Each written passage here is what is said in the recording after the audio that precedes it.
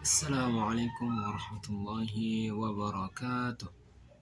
Perkenalkan, nama saya Lutfi Tamam. Saya mahasiswa UIN Sumatera Utara, Fakultas Ilmu Tarbiyah dan Keguruan, program studi pendidikan bahasa Arab di kelas PBA 1. Di sini saya akan menjabarkan sedikit tentang metode-metode filsafat untuk tugas rutin mata kuliah filsafat ilmu yang dipandu oleh Ustadz Dr. Osiono. Ya, jadi seperti yang kita tahu bahwasanya metode itu adalah sebuah langkah, sebuah upaya, sebuah tata cara untuk kita mencapai sesuatu.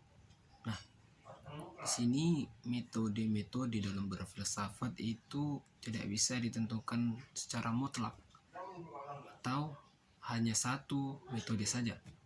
Akan tetapi filsafat itu memiliki metode yang sangat banyak. Kenapa demikian? Itu dikarenakan oleh beragam cara berpikir, cara berfilsafat oleh para filsuf terdahulu. Nah, jadi para filsuf itu memiliki metodenya sendiri, memiliki cara berpikirnya sendiri, memiliki cara pandangnya tersendiri untuk mencapai sebuah pemikiran. Nah, jadi di sini ada beberapa metode-metode berfilsafat. Yang pertama dengan metode kritis, ya. Ada juga metode filsafat skolastik. Yang ketiga ada juga tentang metode filsafat intuitif, dan juga ada metode skeptis, dan yang terakhir ada metode empiris. Jadi itu ada beberapa metode-metode filsafat yang dibahas di sini,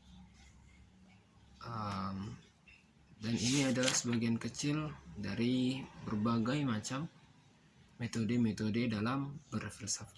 Yang pertama ada metode filsafat kritis.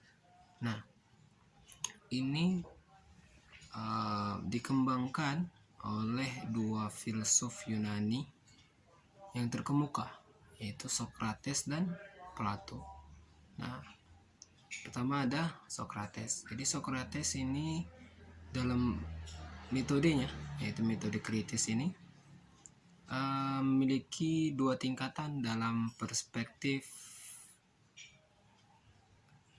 gaya berpikir. Nah, yang pertama itu Socrates mencari yang umum, yang batiniah di dalam benda-benda, khususnya yang berhubungan dengan manusia.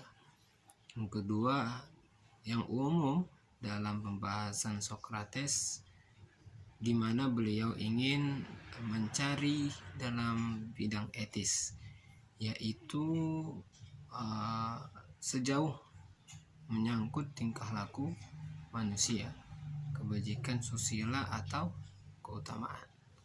Nah, jadi dua tingkatan ini adalah upaya Socrates dalam menemukan kebenaran objektif, sebab baginya filsafat itu suatu upaya untuk mencapai kebajikan, dan kebajikan tersebut harus melihat dalam tingkah laku manusia yang baik dan terpuji.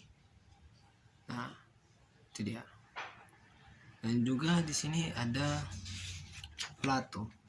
Nah, Plato ada perbedaan dengan Socrates dalam mengembangkan metode kritis, menurut, dan dimana ini menurut para ahli filsafat gaya berpikirnya melampaui Socrates. Nah,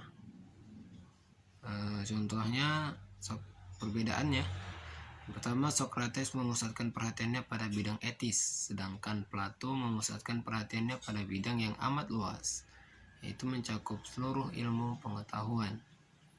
Yang kedua, bidang keilmuan eksakta mendapatkan tempat yang istimewa bagi Plato.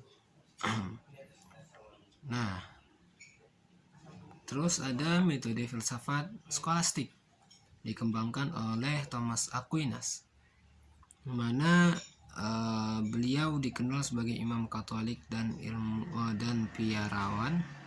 biarawan, dan metodenya disebut sebagai metode sintetis deduktif, di mana menekankan 3 hal, yaitu meneliti cara berpikir, cara menguraikan, dan membuktikan ajarannya. Terus ada metode filsafat intuitif yang dikembangkan oleh Plotinus dan Henry Bergson. Ini mengajarkan melalui jalan introspeksi intuitif, yaitu menggunakan pemakaian simbol-simbol yang diusahakan untuk pembersihan intelektual beserta pensucian moral, sehingga mencapai suatu penerangan pikiran. Nah, selanjutnya ada metode filsafat skeptis. Nah, dikembangkan oleh René Descartes. Nah, ini metodenya dengan meragukan segala sesuatu merupakan asas berpikir yang menjadi tolak ukur dalam dunia filsafat. Salah satu tokoh yang mengembangkannya ini tadi René Descartes. Ya, dia adalah seorang filsuf yang berkebangsaan Prancis. Terakhir ada metode filsafat empiris. Ini dikembangkan oleh Hobbes, Locke, Berkeley, dan Hume, yang mana metode filsafat empiris ini menyajikan pengalaman yang merupakan sumber kebenaran. Nah, jadi itu tadi ada beberapa metode-metode berfilsafat, ya. Itu hanya sedikit metode filsafat, dan masih banyak lagi metode-metode filsafat yang belum kita ketahui dan belum kita bahas, yang mana metode ini sangat beragam tergantung bagaimana seorang filsuf itu berpikir dan berfilsafat. Mungkin itu saja dari saya, kurang lebih mohon maaf. Assalamualaikum warahmatullahi wabarakatuh.